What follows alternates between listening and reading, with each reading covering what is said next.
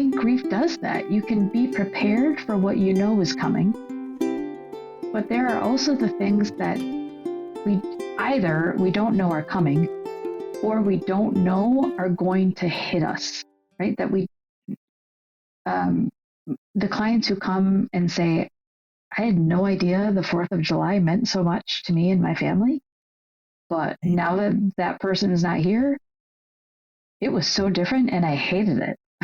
Right. And, so processing that with them of it, it wasn't even that big of a thing, but that tradition, we weren't doing it anymore. And I didn't like it. Right. Yeah. Those unexpected things that don't seem like a big deal until the first time you don't do them. Absolutely. Mm-hmm. Mm-hmm. I call those sneaker waves. Sneaker waves. I like that. Like, you're at the beach and you go Yes. out to a certain level and you're like, okay, I'm going to just go wet up to my knees, right? And so you're at that level and you're watching the waves and you're like, okay, this is where it's going to be. It's going to get my knees. It's going to get my knees. And then all of a sudden the wave is way bigger and you're wet up to your shoulders, Like, you can brace for it. You think it's coming, but guess what? It's a lot bigger when it actually gets there. Yes, absolutely. Absolutely. Right. But the point is, they're going to come, right? Yeah. There's no way, no one can ever anticipate or plan well enough to have a life without these moments. Not at all. Can't get away from them. And that I think is the first step, right? To get to a point where we can say, I know and I accept that I'm going to be dealing with grief just forever. It's just going to happen forever, right? Because the person that died was supposed to be here for, and then for years, you can name all of the things, right?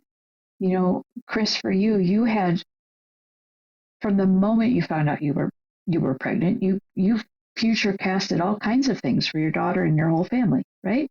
Yep. So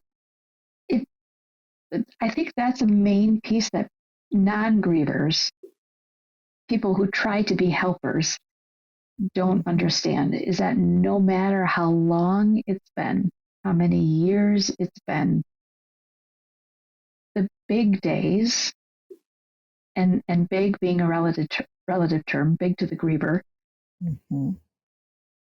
are going to be impactful forever, because the person was supposed to be there for all of them.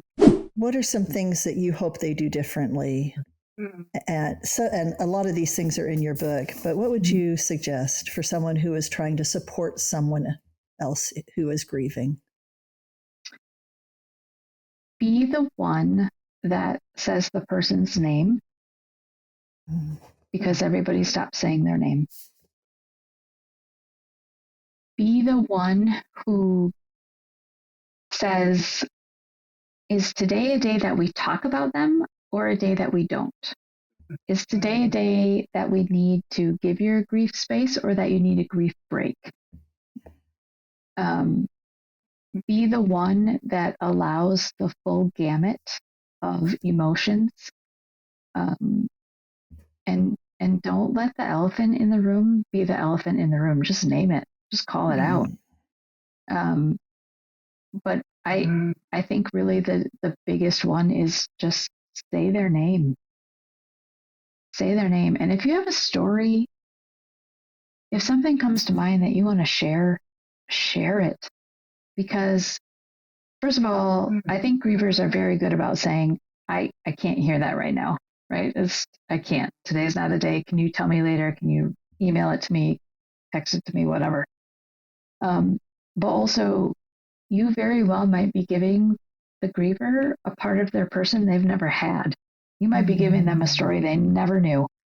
And that is something as grievers, I think we fear we're never going to have, right? We'll never have a new something again. And also be the one who asks, where have you seen them or felt them?